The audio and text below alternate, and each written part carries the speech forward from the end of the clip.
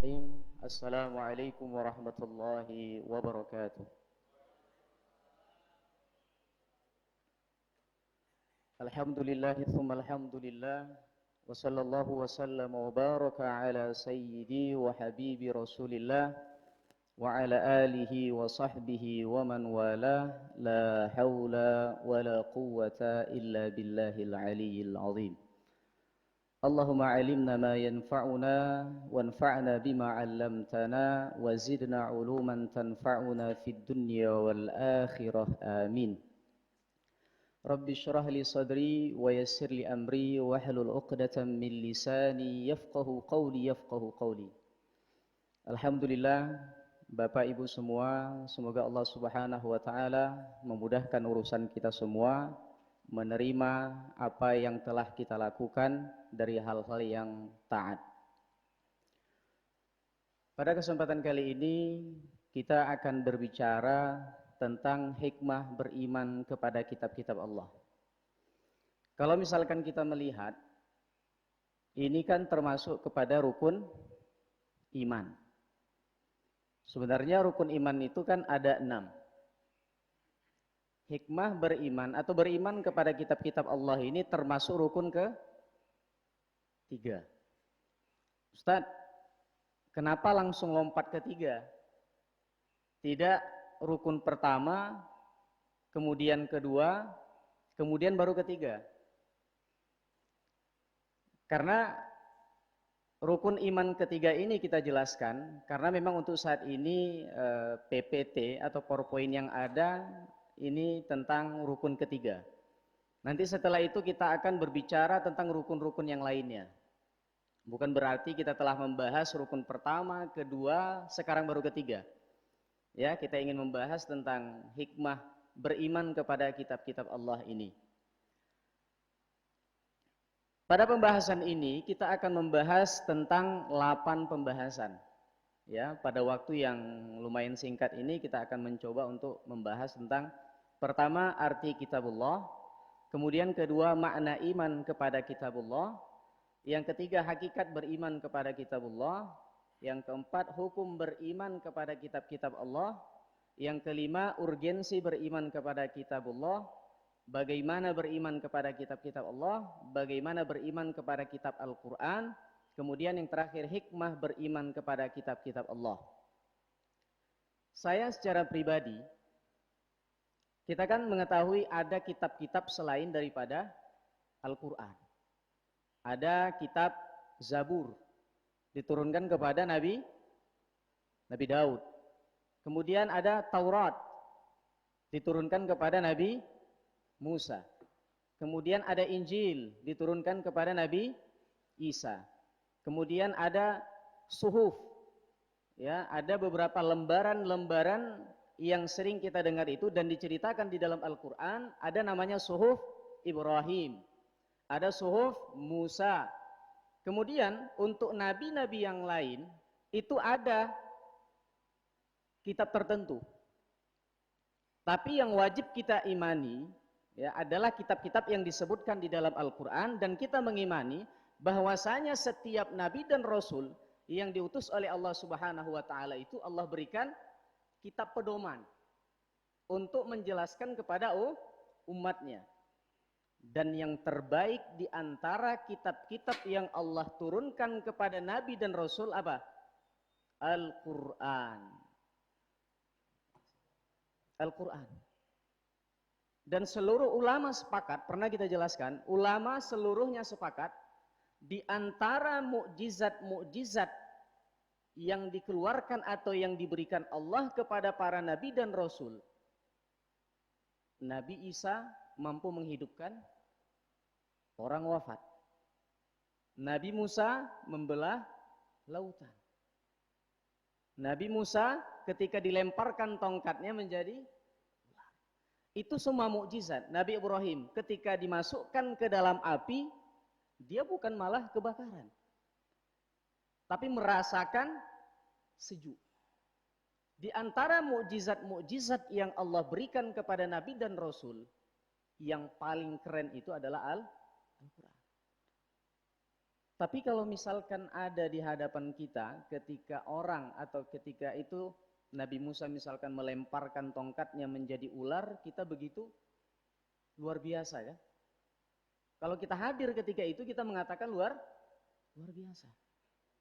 Ketika Nabi Musa menghentakkan tongkatnya, lautan itu terbelah, kita mengatakan luar biasa. Ketika kita melihat misalkan Nabi Ibrahim dimasukkan ke dalam api tidak terbakar, kita merasakan luar biasa. Tapi kenapa ketika Al-Quran ada di antara kita, kita belum bisa merasakan mukjizat tersebut?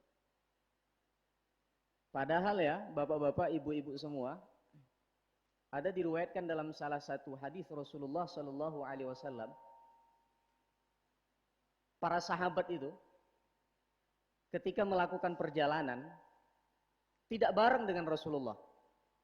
Melakukan perjalanan, ketika itu mereka sampai kepada sebuah desa, yang mana desa itu kepala sukunya sedang sakit karena lagi tersengat kalajengking. Kemudian ketika itu salah satu dari mereka meminta kepada para sahabat ini, adakah di antara kalian yang bisa meruqyah? Atau di antara kalian ada yang bisa mengobati tidak? Karena kami sudah mendatangkan tabib untuk menyembuhkan kepala suku kami, itu tidak bisa. Tidak kunjung sembuh. Kemudian salah satu daripada sahabat ini mengatakan, saya bisa. Yang lain kaget. Lah, si kawan ini mengatakan bisa, tapi kita tidak pernah mendengar dia ini bisa biasanya meruqyah atau mengobati, dia belum pernah kita dengar.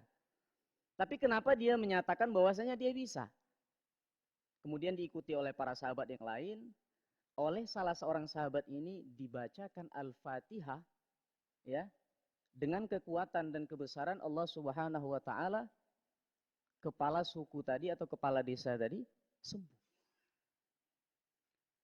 Tapi ketika kita kaitkan kepada kita, ada orang yang disengat ular, ada orang yang disengat kalajengking. Ketika kita bacakan Al-Quran, kenapa tidak sembuh seperti yang dilakukan oleh sahabat tadi?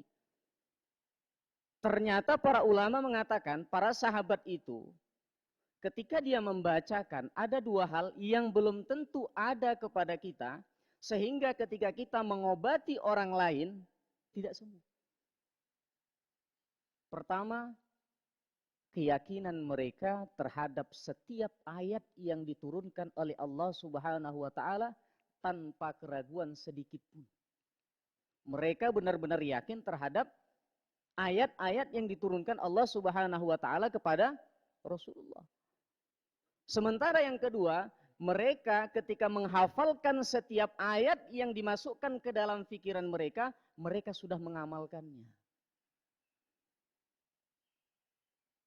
Ketika dua hal ini ada kepada mereka, nuansa mukjizat itu dapat dirasakan. Sementara kita yang belum mampu ke arah sana, kita berusaha ke arah sana. Agar apa? Agar kita mampu merasakan nuansa mukjizat masuk ke dalam setiap aliran darah yang ada di dalam tubuh kita, ketika itu kita mampu merasakan nuansa mukjizat tersebut. Oke. Yang pertama, apa sih arti kitabullah ini? Sebagaimana yang difirmankan Allah Subhanahu wa taala dalam surah An-Nisa ayat 157.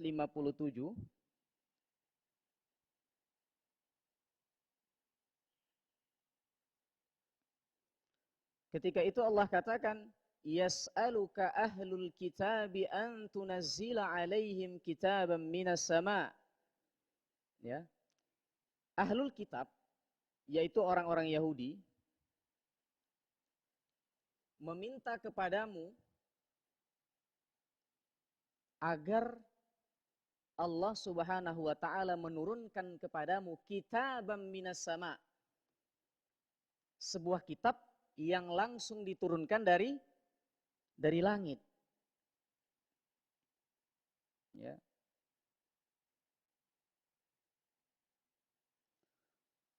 Mereka meminta kepada Nabi Muhammad Shallallahu Alaihi Wasallam agar diturunkan kitab yang langsung dari langit. Padahal ketika itu ayat-ayat Al-Quran turun. Akan tetapi mereka meminta kepada Nabi Muhammad agar diturunkan kitabam minas sama, sebuah kitab yang langsung diturunkan dari langit. Karena penurunan Al-Quran dengan kitab-kitab lain itu berbeda.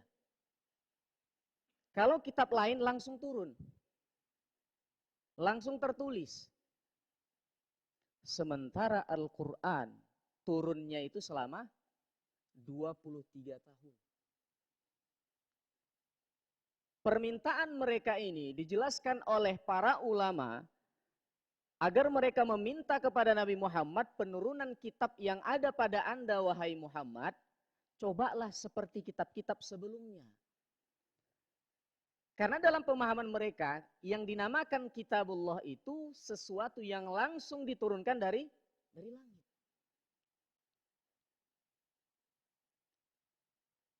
Kemudian, dijelaskan juga oleh para ulama kita, seandainya saja pun Rasulullah itu menurunkan kitab yang langsung dari langit, mereka nggak akan beriman. Karena sifat yang ada dalam diri mereka itu sudah sifat pembangkang, keras kepala, menganggap diri mereka yang paling hebat. Ketika mereka datang kepada Rasulullah Sallallahu Alaihi Wasallam, orang-orang Yahudi ini meminta sesuatu kepada Rasulullah, bukan ingin beriman kepada Rasulullah, tapi menantang atau bahkan mengejek Rasulullah. Bahkan pada ayat yang sama, pada surah An-Nisa 157, ketika itu Allah lanjutkan, faqad sa'alu Musa akbaru min dzalika faqalu arinallaha jahratan. Wahai Muhammad, orang-orang Yahudi ini, keturunan ketika mereka menjadi umatnya Nabi Musa, bukan saja mereka meminta diturunkan kitab dari langit sebagaimana mereka meminta kepadamu. Mereka meminta sesuatu yang lebih dahsyat daripada apa yang mereka minta kepadamu saat ini. Apa yang mereka minta? Mereka minta kepada Nabi Musa, wahai Musa, kami tidak akan pernah beriman kepada Allah sebelum engkau memperlihatkan Allah itu sama kami. Langsung kami melihat Allah itu dengan mata kepala kami sendiri. Selama engkau, wahai Musa, belum mampu memperlihatkan kepada kami Allah, dan kami tidak mampu melihat dengan mata kepala kami sendiri, kami tidak akan beriman. Padahal permintaan mereka ini permintaan sesuatu yang sangat zalim. Makanya karena kemarahan Allah Subhanahu wa taala, Allah katakan apa? Fa'akhadathumus sa'iqatu bidzulmihim. Karena permintaan mereka tadi yang mengejek Allah, mengejek Nabi Musa, Allah sambarkan petir kepada mereka karena permintaan dan kezaliman mereka tadi.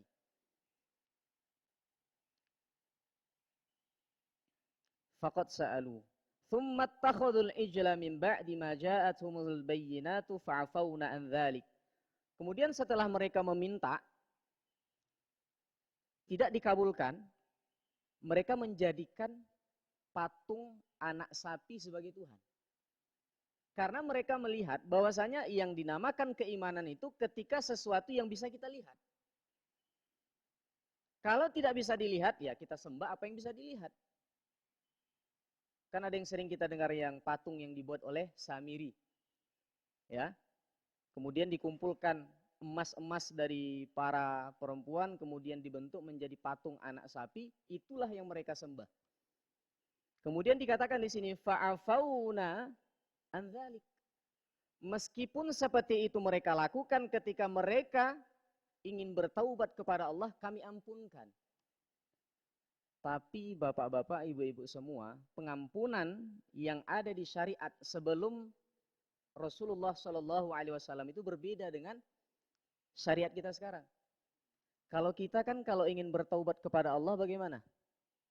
Bertaubat, kita menyesali, tidak mengulangi, kalau diterima, kalau memang taubat kita benar, diterima oleh Allah Subhanahu wa taala.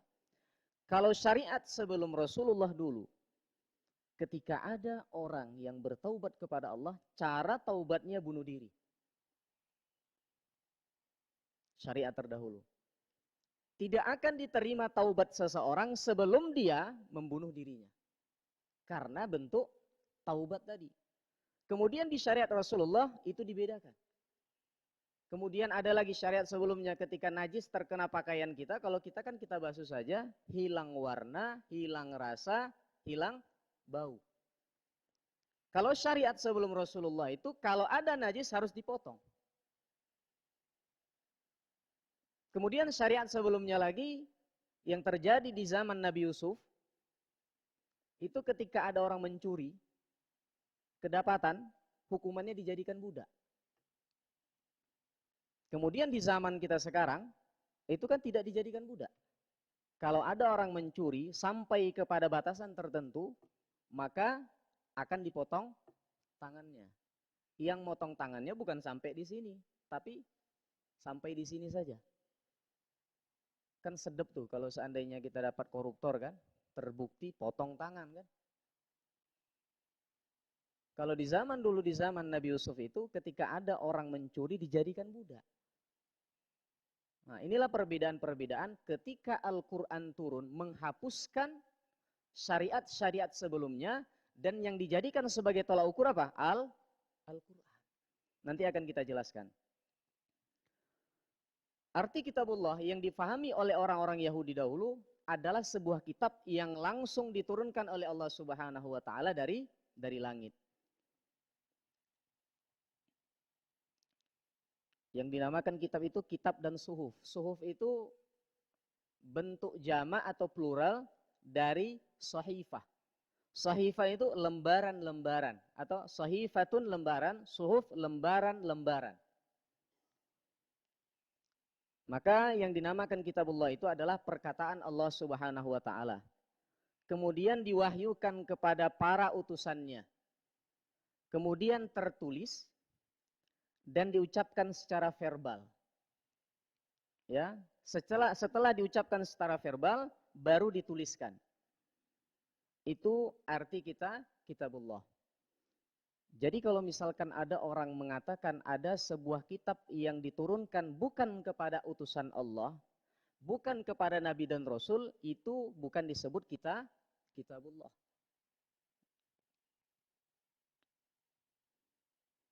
Kemudian selanjutnya makna iman kepada kitabullah. Yang dinamakan beriman kepada kitabullah itu at-tasdiqul jazim. Kita kan yang sering kita ketahui dan wajib kita ketahui itu apa? Rukun iman itu ada 6. Pertama, beriman kepada Allah. Kedua, beriman kepada malaikat Allah. Yang ketiga, beriman kepada kitab Allah. Yang keempat, beriman kepada para Rasul Allah. Yang kelima, beriman kepada hari akhir. Dan yang keenam, beriman kepada qada dan qadar, baik dan buruk, semuanya datang dari Allah. Ketika rukun 6 ini dijadikan sebagai rukun iman, salah satu dari rukun iman ini jikalau bermasalah dalam diri seorang muslim, maka akan menjadikan imannya bermasalah. Makanya dikatakan di sini iman kepada kitab Allah itu at-tasdiqul jazim. Maksud at-tasdiqul jazim itu membenarkan dengan cara keyakinan yang penuh dengan ketegasan. Kalau kita yakin kan tidak ada keraguan. Kalau seandainya ada keraguan, itu bukan yakin namanya. Itu dugaan kuat. Kalau ada orang terhadap kitabullah ini menyatakan saya menduga secara kuat, maka imannya bermasalah. Karena yang dinamakan keimanan itu adalah at-tasdiqul jazim. Membenarkan dengan penuh keyakinan dan ketegasan. Apa yang diimani? Bahwasanya kitab-kitab Allah ini bersumber dari Allah. Kalau ada orang mengira atau menduga secara kuat atau bahkan dikatakan, oh Zabur itu bukan dari Allah, dia akan bermasalah imannya. Atau dia mengatakan Taurat itu tidak ada, tidak pernah turun, imannya bermasalah. Yang kita sebut di sini kitabullah, para hadirin semua, bukan hanya Al-Quran, tapi kitab-kitab selain daripada Al-Quran. Kemudian ada yang bertanya, Ustadz, kalau memanglah kita diperintahkan untuk beriman kepada kitab-kitab selain daripada Al-Quran, sementara kita sendiri belum pernah melihat bentuk daripada Zabur itu bagaimana? Taurat itu bagaimana? Injil itu, mungkin Injil pernahlah kita lihat ya, meskipun dalam bentuk terjemahan. Kita diperintahkan untuk beriman. Sementara kita belum pernah melihat Zabur, belum pernah melihat Taurat, bagaimana keimanan kita ini, Ustadz? Bagaimana dinamakan iman kepada kitab-kitab selain Al-Quran? Ini pernah terjadi di zaman Rasulullah Sallallahu Alaihi Wasallam. Rupanya ini disampaikan oleh Abu Hurairah. Apa kata Abu Hurairah? Kana ahlul kitab yaqra'una at-taurata bil-ibraniyati wa yufassirunaha bil-arabiyyati li ahli Islam. Kata Abu Hurairah, orang-orang ahlul kitab Yahudi mempunyai kebiasaan mereka membacakan kitab Taurat kepada orang-orang Islam di Madinah. Mereka membacakan dengan bahasa Ibrani dan mereka menjelaskannya dalam bahasa Arab. Kemudian Rasulullah tahu apa yang dilakukan oleh orang-orang Yahudi ini. Apa kata Rasulullah? La tusaddiqu ahlal kitabi wa la tukadzibuhum. Wahai para sahabatku, jangan membenarkan apa yang disampaikan oleh mereka ahlul kitab atau orang Yahudi ini, dan jangan mengatakan itu bohong. Jangan membenarkan, jangan mengatakan itu bohong. Kata Rasulullah. Bingung para sahabat. Tapi cukup katakan kepada mereka, kami beriman terhadap kitab-kitab yang diturunkan oleh Allah Subhanahu wa Ta'ala. Makanya Ibnu Hajar Al-Asqalani ketika menjelaskan hadis ini dalam Fathul Bari, beliau mengatakan seperti ini. Maksud daripada perkataan Rasulullah itu jangan membenarkan mereka dan jangan mengatakan bohong. Kenapa? Kata Ibnu Hajar Al-Asqalani, ketika para sahabat ketika itu membenarkan apa yang disampaikan oleh orang Yahudi ketika mereka menjelaskan Taurat, seandainya apa yang mereka sampaikan itu adalah kebohongan, karena itu bersumber dari ijtihad atau pikiran mereka, maka itu akan menjadi masalah. Kalau kita mempercayainya. Ketika mereka menjelaskan Taurat dengan ijtihad mereka, orang-orang Yahudi tersebut, ternyata itu adalah sebuah kebohongan. Karena mereka menjelaskan dari pikiran mereka. Kemudian kita membenarkannya, itu akan jadi masalah. Kalau seandainya yang mereka sampaikan itu adalah kebenaran, dan kita mengatakan itu dusta, itu juga jadi masalah. Makanya tugas kita ketika terhadap Taurat, Injil, Zabur tersebut dan suhuf-suhuf, kita hanya mengimani bahwasanya itu pernah diturunkan Allah Subhanahu wa Ta'ala dan benar-benar diturunkan oleh Allah Subhanahu wa Ta'ala.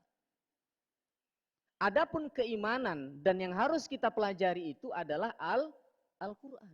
Kenapa? Karena Al-Quran menghapuskan syariat-syariat sebelumnya. Maka nanti kalau ada khotib yang naik misalkan ke mimbar, dia mengatakan telah berfirman Allah Subhanahu wa Ta'ala dalam Zabur. Nah itu bahaya itu. Allah Subhanahu wa Ta'ala telah berfirman dalam Injil. Nah itu bahaya. Karena dia mungkin salah mengatakan ini kan kitab-kitab Allah. Artinya ketika kita beriman kepada kitab-kitab Allah, berarti kita wajib mempelajarinya. Tidak seperti itu. Kita hanya mempercayai bahwasanya itu benar dari Allah dan yang harus kita pelajari itu adalah Al-Quran. Kemudian makna iman kepada kitabullah diberikan kepada hambanya melalui para utusannya. Ya, tidak ada itu secara langsung nanti ada yang ngaku-ngaku jadi nabi, ada mendapatkan kitab, itu nggak ada itu. Nabi terakhir Nabi Muhammad, kitab terakhir adalah Al-Quran. Merupakan perkataan atau firman atau kalamullah, bukan perkataan selainnya atau makhluk. Jadi yang dinamakan atau makna iman kepada kitabullah ini, bahwasanya ini merupakan firman Allah Subhanahu wa taala dan bukan perkataan selain Allah Subhanahu wa taala.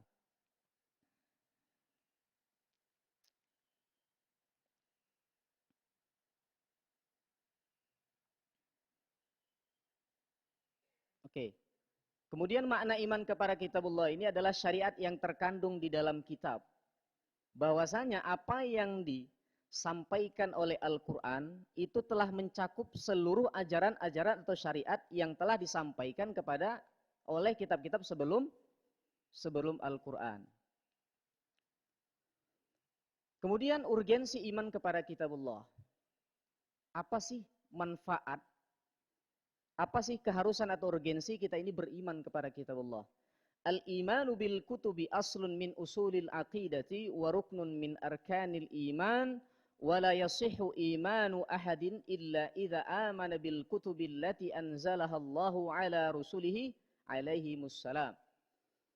Iman kepada kitab-kitab Allah ini merupakan pondasi daripada akidah dan rukun daripada rukun iman.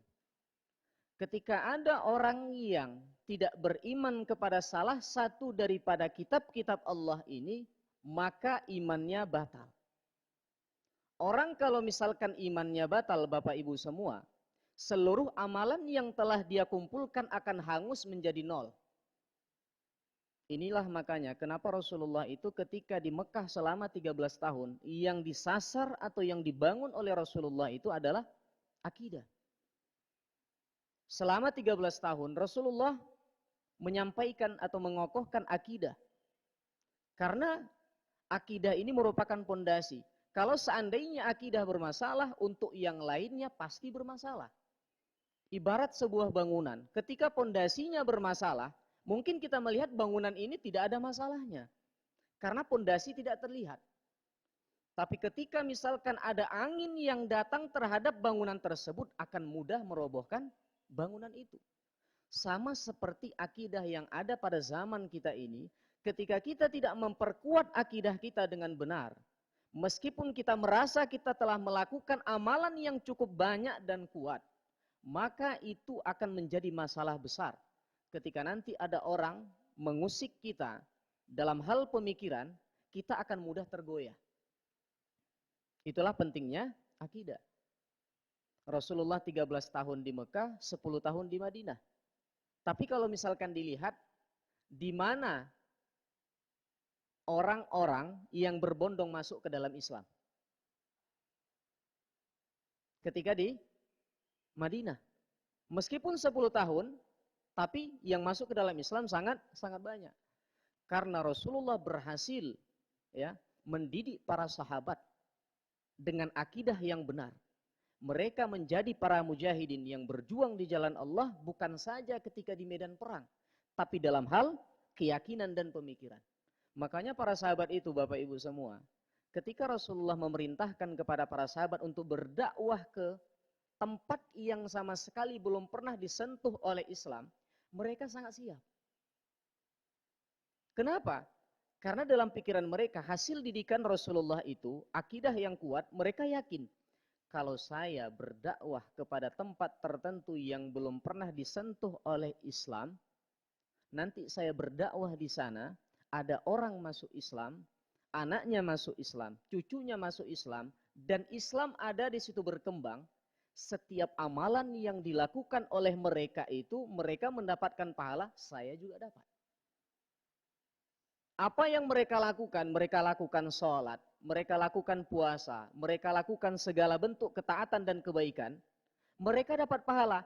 sahabat yang datang pertama kali di sana menyampaikan dakwahnya juga dapat pahala tanpa dikurangi sedikit pun. Jadi mereka semangat untuk menyebarkan Islam tersebut.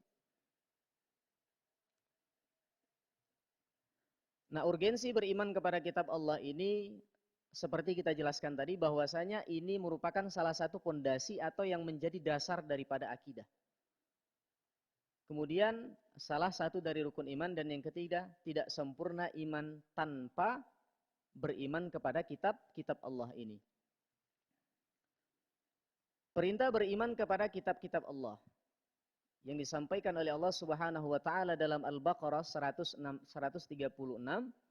ketika itu Allah katakan, qulu amanna billahi wa ma unzila ilaina wa ma unzila ila Ibrahim wa Ismaila wa Ishaqa wa Yaquba wal asbati wa ma utiya Musa wa Isa wa ma utiyan nabiyyuna min rabbihim la nufarriqu baina ahadin minhum wa nahnu lahu muslimun.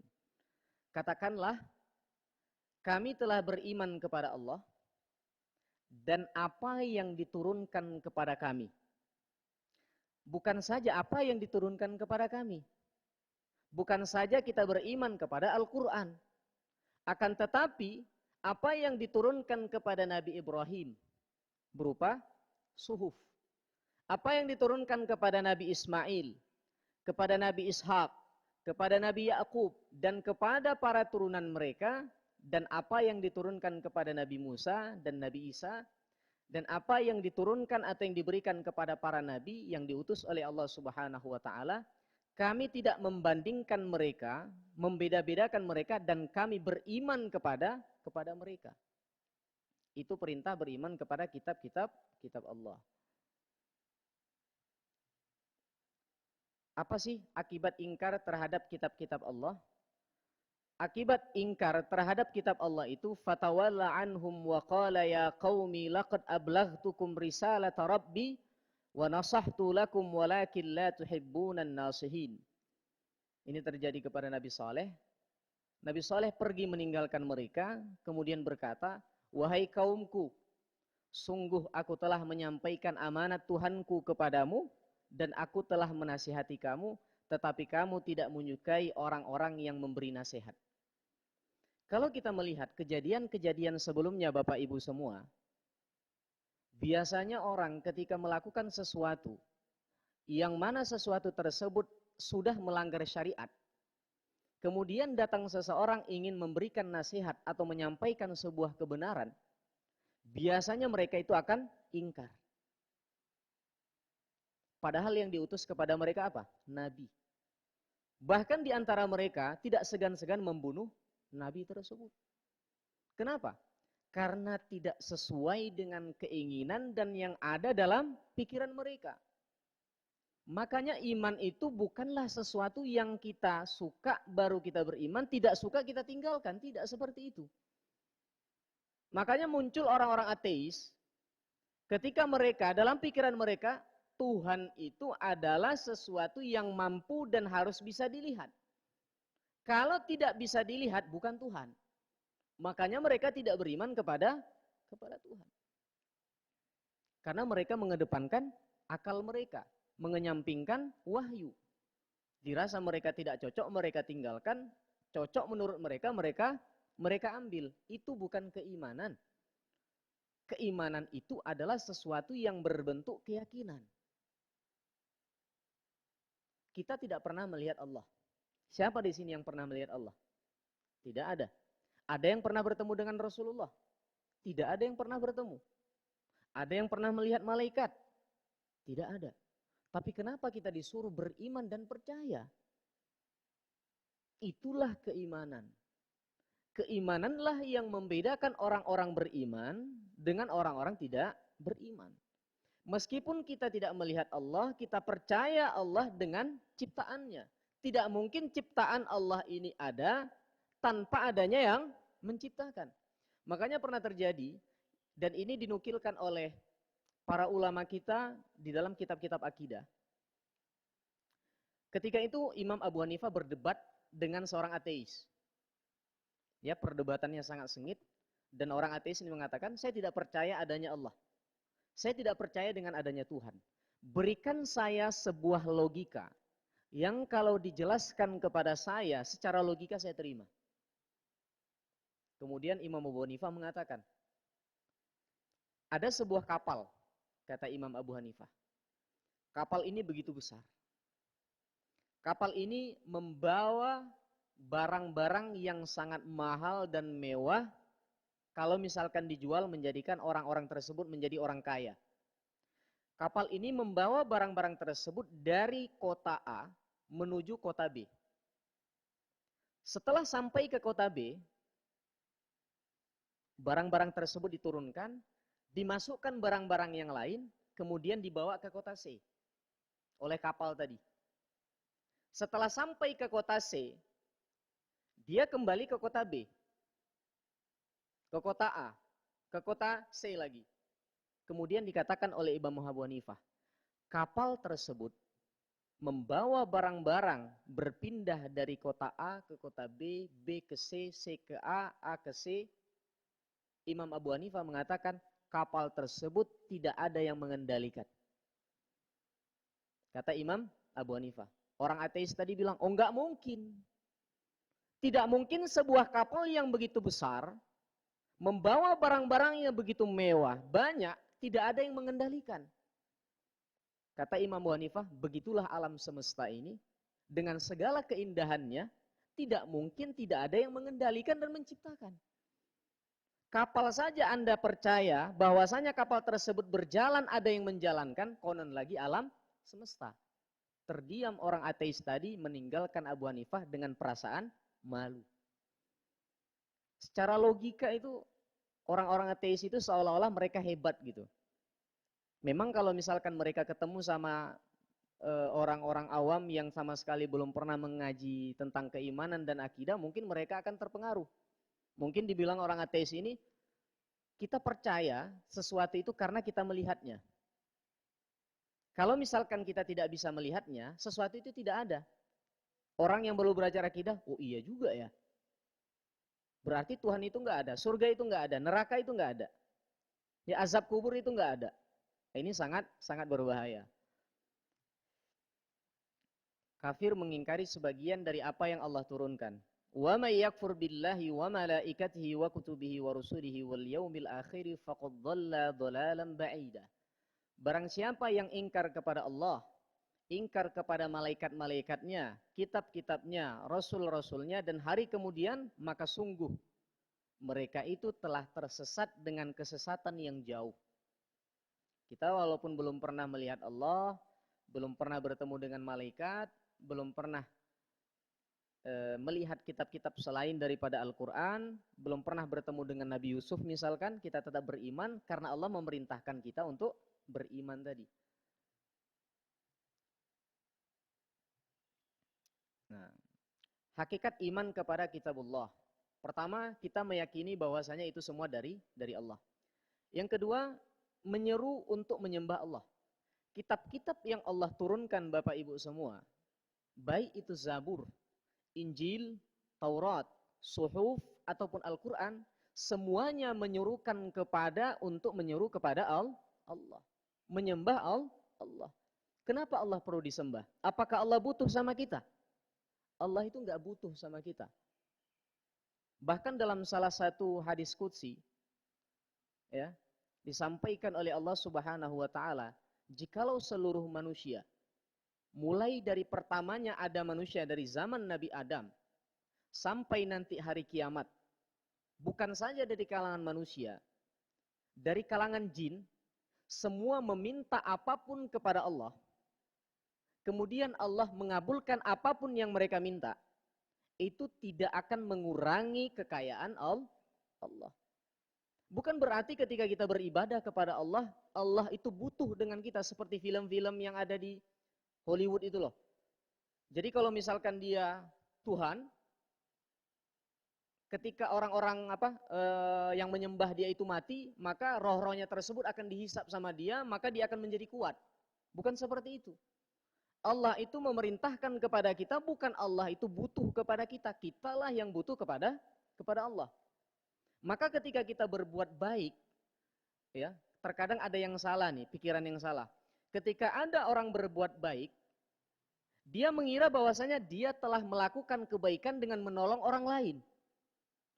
Padahal kalau misalkan dikaji, seseorang ketika membantu orang lain, itu bukan dia sedang membantu orang lain, tapi dia sedang membantu dirinya sendiri. Ya. Ketika dia membantu orang lain, artinya dia sedang menolong dirinya sendiri. Ketika dia menolong orang lain, maka Allah akan memberikan pahala. Dan ketika Allah memberikan pahala, itu sama saja dia sedang menolong dirinya sendiri. Kemudian ketiga, mengimani secara khusus kitabullah, Zabur, Taurat, Injil, dan Al-Quran, dan Suhuf. Kemudian saling membenarkan bahwasanya kitab-kitab Allah ini saling membenarkan antara satu dengan yang lainnya. Ketika Al-Quran turun, Al-Quran itu membenarkan ajaran-ajaran sebelumnya dan menghapus syariat sebelumnya dan memberikan kepada kita syariat yang sesuai.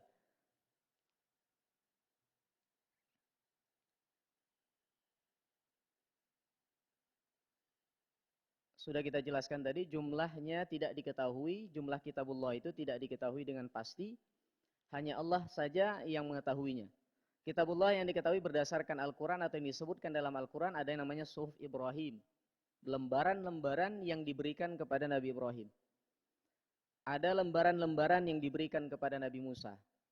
Sebagian orang ada mengatakan bahwasanya lembaran-lembaran Musa atau Suhuf Musa itu sama dengan Taurat. Sebagian ulama lagi mengatakan antara Taurat dan Suhuf tersebut berbeda. Ya, kemudian ada Injil, kemudian ada Zabur, kemudian ada Al-Quran. Bagaimana mengimani kitabullah? Pertama, kitab-kitab selain Al-Quran, kemudian Al-Quran.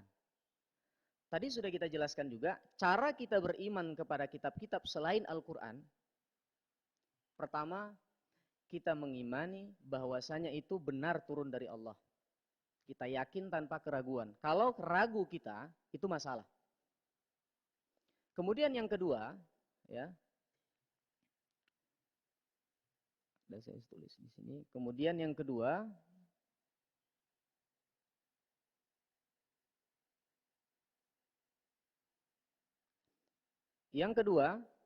meyakini dan mengimani bahwasanya Al-Quran itu yang membenarkan apa yang terkandung dalam kitab-kitab sebelumnya. Itu cara kita beriman kepada kitab-kitab selain Al-Quran. Yang ketiga, sebagaimana yang disampaikan oleh Rasulullah ketika Rasulullah memerintahkan kepada para sahabat yang sedang mendengarkan apa yang disampaikan oleh Yahudi. Apa kata Rasulullah?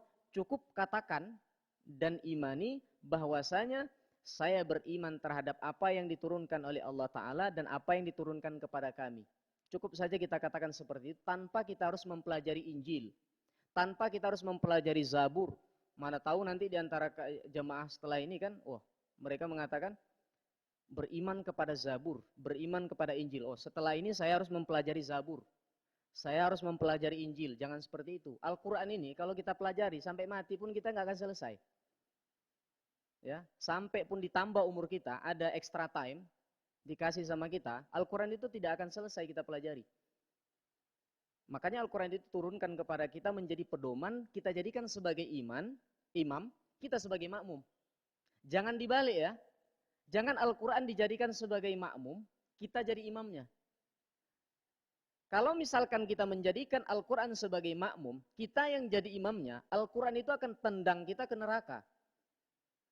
Tapi ketika Al-Quran yang kita jadikan sebagai imam, kita sebagai makmumnya, Al-Quran akan menjadi pedoman kepada kita, menunjuki kita, sampai mengantarkan kita ke depan pintu surga Allah Subhanahu wa Ta'ala.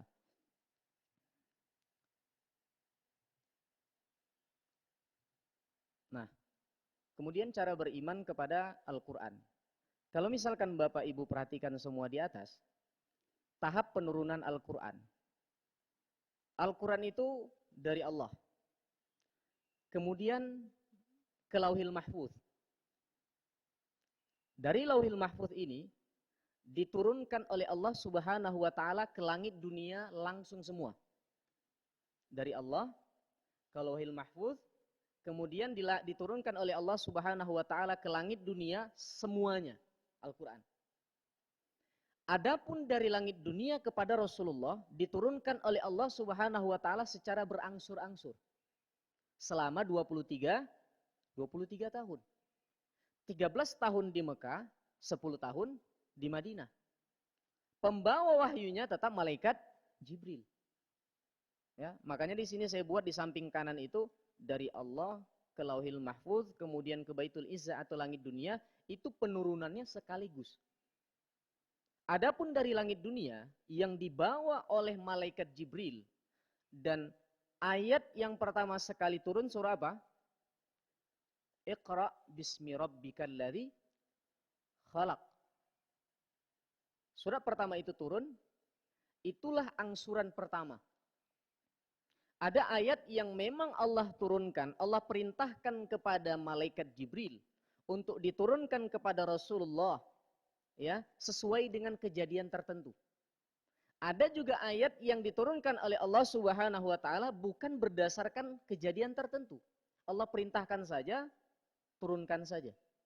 Bukan berdasarkan kejadian tertentu. Umur Rasulullah diangkat menjadi nabi dan rasul 40 tahun. 13 tahun di Mekah, 40 tambah 13, 53. 10 tahun di Madinah, 53 tambah 10, 63 tahun. Itulah umur Rasulullah wafat. Jadi untuk menjadi orang-orang yang kokoh di dalam menyampaikan apa yang memang ditetapkan oleh Allah Subhanahu wa taala terhadap sesuatu yang berat itu umur 40 tahun. Kitabullah yang diturunkan kepada Rasul, nabinya yang kita tidak mengetahui jumlah serta nama-nama kecuali Allah. Artinya nabi-nabi yang disebutkan di dalam Al-Quran itu ada berapa? 25 nabi dan Rasul. Apakah nabi dan Rasul atau apakah nabi itu hanya terbatas kepada 25 saja? Tidak. Ada nabi-nabi yang lain, ada yang mengatakan nabi itu sampai Nabi dan Rasul itu sampai 313. Ada yang mengatakan Nabi saja, itu ada yang berjumlah 126.000. Begitu banyak. Tapi yang diwajibkan kepada kita untuk beriman, 25 Nabi dan Rasul.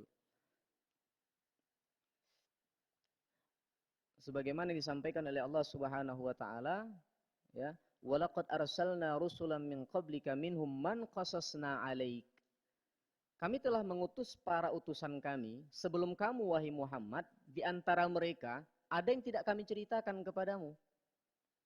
Dan di antara mereka ya, ada yang telah kami ceritakan dan ada yang tidak kami ceritakan.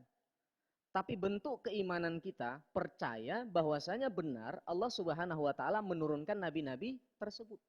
Jangan pula kita katakan, "Oh, saya pokoknya beriman kepada 25 nabi ini, yang lain saya tidak percaya." Itu masalah. Ya, masalah. Yang disebutkan dalam Al-Quran, Taurat, Injil, Zabur, dan Al-Quran. Beriman kepada Al-Quran, pertama menetapkan bahwasanya Al-Quran tersebut memang dari Allah Subhanahu wa taala dan itu bukan merupakan karangan Rasulullah Sallallahu alaihi wasallam. Yang kedua, mengikuti segala petunjuknya. Jadi syariat yang diturunkan oleh Al-Quran itu wajib kita ikuti. Kemudian hikmah beriman kepada kitabullah. Apa sih hikmah daripada beriman kepada kitab-kitab Allah? Pertama, mengetahui dan menyadari akan pertolongan Allah kepada hambanya dengan kitabnya, di mana tiap umat menjadikannya sebagai pedoman dalam menjalani kehidupannya. Di antara bukti bahwasanya Allah Subhanahu wa taala itu cinta kepada kita, Bapak Ibu semua, Allah itu memberikan pedoman kepada kita. Ya. Saking baiknya Allah kepada kita, disebutkan oleh para ulama, Al-Quran itu kita pandang saja itu ibadah. Kita misalkan lagi duduk nih, di depan kita ada Al-Quran, kita pandang, kita merasakan kenikmatan, itu sudah jadi ibadah. Konon lagi kita membaca Al-Quran, konon lagi kita menghafal Al-Quran, konon lagi kita mengamalkan isi Al-Quran, itu akan menjadi pahala yang begitu berlipat ganda. Dan saya ketika menanyakan kepada mahasiswa saya siapa di antara kalian yang selama sebulan belum pernah membuka Al-Quran? Ada yang nunjuk. Padahal seorang muslim selama 1 bulan belum pernah membuka Al-Quran, membaca Al-Quran. Padahal Allah Subhanahu wa taala dalam bentuk kebaikan Allah itu menurunkan Al-Quran kepada kita agar kita menjadikan Al-Quran tersebut sebagai pedoman. Kalau kita menjadikan Al-Quran sebagai pedoman, kita akan sampai kepada apa yang Allah inginkan kepada kita. Bagaimana kita sampai kepada apa yang menjadi Allah inginkan kepada kita, sementara kita sendiri tidak pernah membuka pedoman tersebut. Mengaku kita sebagai seorang muslim, tapi tidak pernah membuka Al-Quran, mempelajari Al-Quran, itu jadi masalah. Bahkan Ibnul Qayyim Al-Jauziyah dalam salah satu kitabnya mengatakan, membuka satu ayat, kemudian mentadabburinya, itu lebih baik daripada kita membaca Al-Quran itu semuanya. Saya tidak katakan di sini, membaca Al-Quran tanpa faham itu tidak baik. Sangat baik. Membaca Al-Quran meskipun kita tidak faham, kita baca dari mulai Al-Fatihah sampai surah An-Nas. Meskipun kita tidak faham, itu adalah kebaikan yang luar biasa, mendatangkan pahala dan Allah suka. Tapi ada sebuah yang jauh, kalau misalkan antara baik dengan yang baik, yang lebih baik, dikatakan oleh Ibnul Qayyim, membuat apa? Mentadabburi ayat. Kita baca satu ayat, kita baca terjemahannya. Seolah-olah kita merasakan Al-Quran tersebut turun kepada kita, itu lebih baik. Ingat ya, saya tidak mengatakan membaca Al-Quran tanpa tidak paham itu tidak baik. Sangat baik. Tapi kalau misalkan dibandingkan dengan mentadabburinya, kita membacanya juga.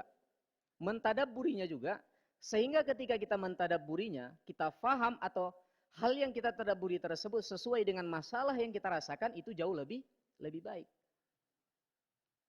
Kemudian, mengetahui dan menyadari akan kemahabijaksanaan Allah kepada hambanya dengan kitabnya, di mana tiap umat diberikan syariat sesuai dengan situasi dan kondisinya.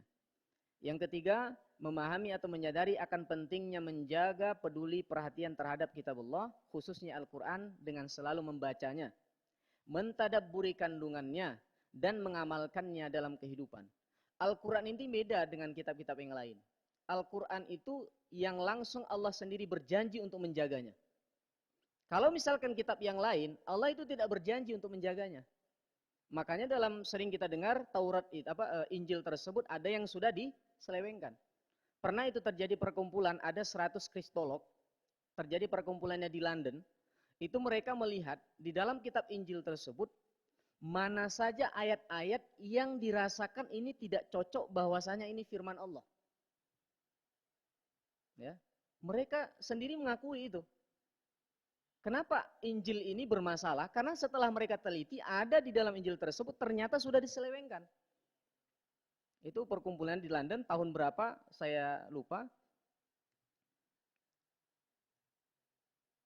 Terakhir, bersyukur atas nikmat terbesar yang Allah anugerahkan kepada hambanya, yaitu berupa kitab pedoman dan petunjuk hidup. Kita patut bersyukur kepada Allah, karena Allah menurunkan kepada kita Al-Quran, yang mana Al-Quran tersebut menjadi pedoman dalam kehidupan kita. Kalau seandainya kita mampu menjadikan ia sebagai pedoman, kita akan beruntung dunia akhirat. Mungkin ini yang dapat saya sampaikan. Di antara Bapak Ibu semua ada yang ingin ditanyakan, kami persilahkan.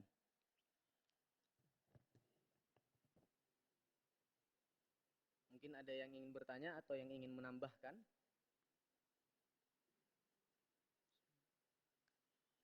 Assalamualaikum Ustaz. Waalaikumsalam warahmatullahi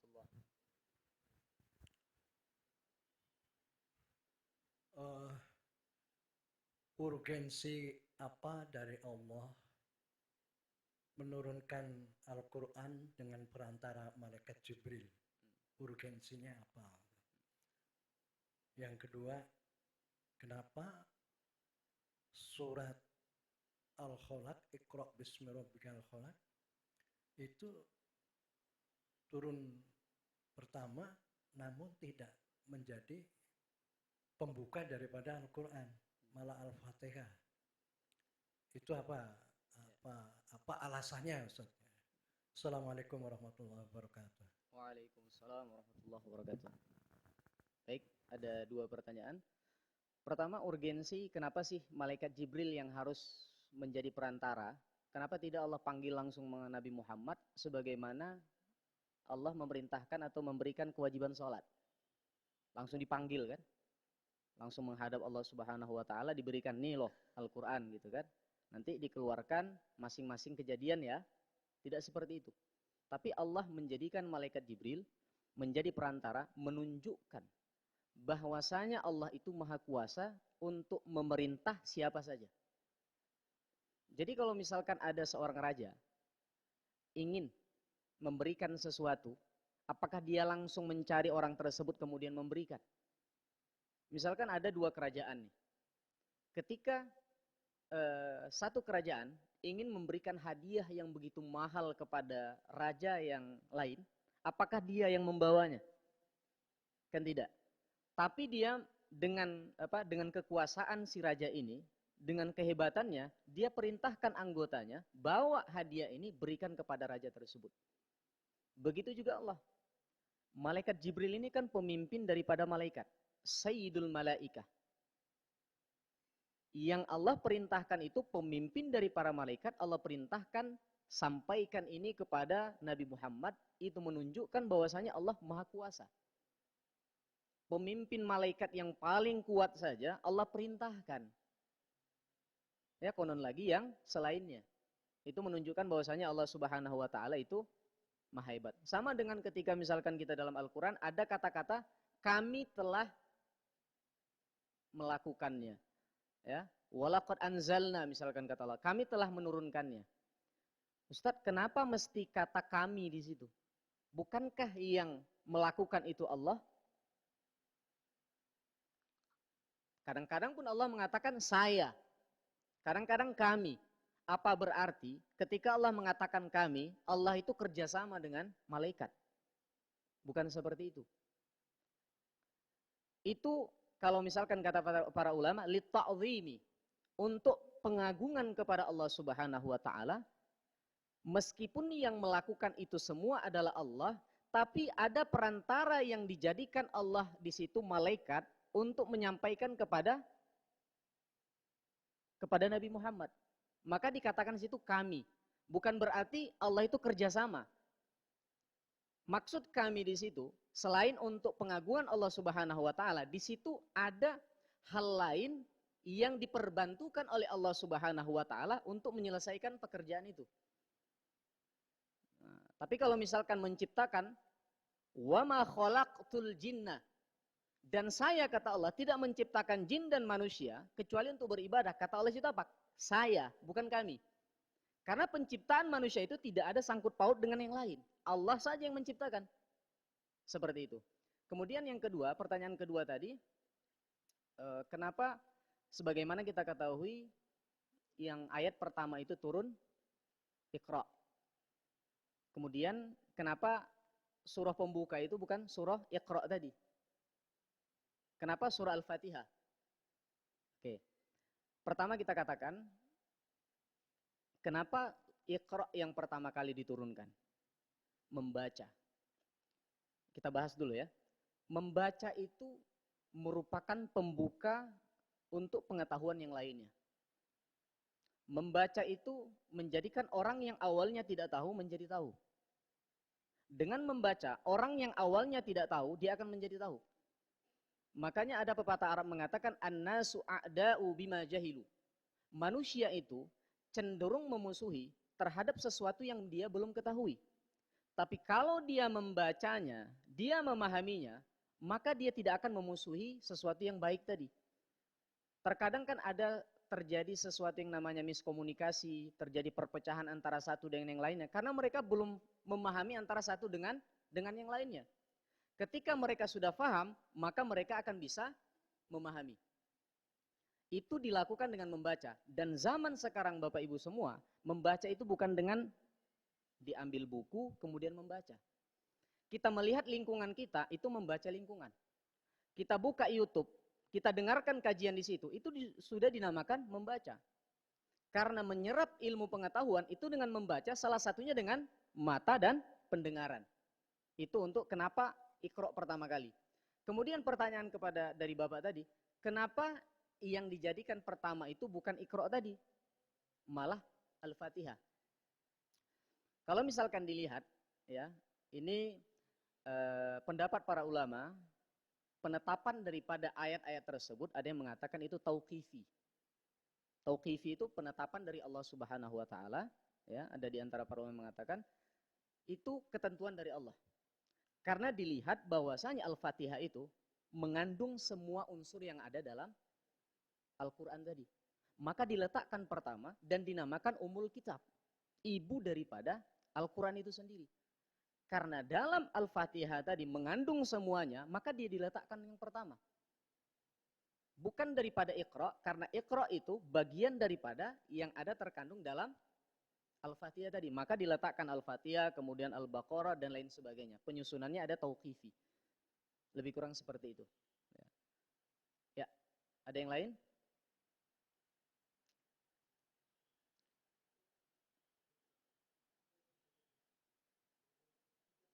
Oke, baik. Mari kita sama-sama berdoa kepada Allah Subhanahu wa taala agar apa yang kita dengarkan setiap detik yang kita lalui pada masjid ini, Allah turunkan keberkahannya kepada kita, Allah berikan keridhaannya kepada kita, agar kita menjadi orang-orang yang Allah cintai dan kita mencintai Allah Subhanahu wa taala. A'udzu billahi minasyaitonir rajim. Bismillahirrahmanirrahim. Alhamdulillahi rabbil alamin, hamdan yuwafi ni'amahu wa yukafi'u mazidah. Ya Rabbana lakal hamdu kama yanbaghi li jalali wajhikal karim wa 'azimi sultanik. Allahumma inna na'udzu bika min 'ulumin la tanfa' wa min qulubin la takhsha' wa min nufusin la tashba' wa min da'watin la yustajabu laha ya arhamar rahimin. اللهم إنا نعوذ بك من عذاب القبر ومن عذاب النار ومن فتنة المحيا والممات ومن فتنة المسيح الدجال. اللهم ارزقنا فهم النبيين وحفظ المرسلين وإلهام الملائكة المقربين يا رب العالمين. اللهم اجعل جمعنا هذا جمعا مرحوما وتفرقنا من بعده تفرقا معصوما ولا تجعل فينا ولا معنا ولا من يتبعنا شقيا ولا مترودا ولا محروما. اللهم لا تدع لنا في مقامنا هذا ذنبا إلا غفرته ولا هما إلا فرجته ولا دينا إلا قضيته ولا حاجة من حوائج الدنيا والآخرة إلا قضيتها ويسرتها يا أرحم الراحمين. ربنا آتنا في الدنيا حسنة وفي الآخرة حسنة وقنا عذاب النار. سبحان ربك رب العزة عما يصفون وسلام على المرسلين والحمد لله رب العالمين. والسلام عليكم ورحمة الله وبركاته.